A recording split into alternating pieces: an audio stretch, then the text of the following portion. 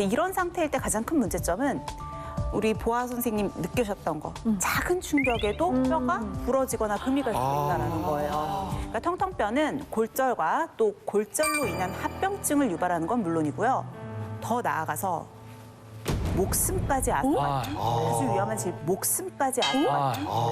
질병이라고 할 수 있어요. 목숨이요? 목숨. 이야, 저희가 생각한 것보다 이 텅텅뼈가 정말 무서운 질병이었네요. 예. 아니 만약에 뭐 제가 텅텅뼈라면 그냥 살얼음판을 걷는 기분인 것 같아요. 아니 이렇게 무시무시한 병이 있다는 걸 왜 이제 알려주죠? 맞아, 빨리 좀 알려주시지. 이제 알려드린 건 아니에요.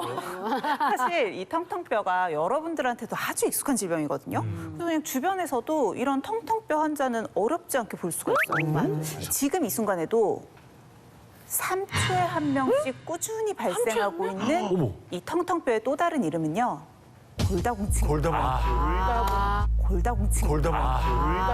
들어보셨죠? 심하긴 한데. 아, 근데 또 이게 그렇다는 걸 또 알고 나니까 진짜 무서운 병이 골다공증 무서운 걸로 알고 있어요. 골다공증이 심한 분들은 재채기를 하거나 허리를 숙이다가도 뼈가 부러질 수 있고요. 심지어는 변비로 인해서 이제 우리가 복압을 줘가지고 힘을 심하게 줄 때 뼈가 부러지는 경우도 있습니다.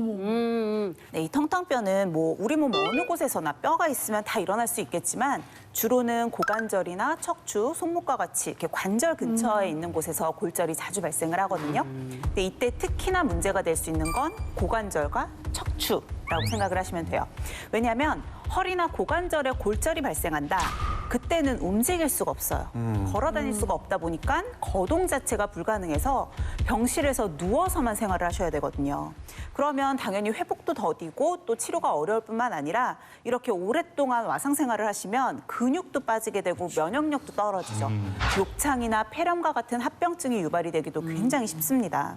이런 고관절 골절을 방치할 경우 환자의 20%가 1년 안에 사망을 하고 또 2년 안에는 무려 70%가 사망한다고 합니다. 이게 보통 일이 아니네. 10명 중에 7명 사망한가요? 사망률이 너무 높은 것 같아요. 그러니까 어르신들 네. 넘어지거나 부러지시는 그런 경우가 많다고 하죠. 최대한 부러지기는 낙상 사고 고관절이 부러진 건데 진짜 그것 때문에 목숨을 잃으시는 거예요.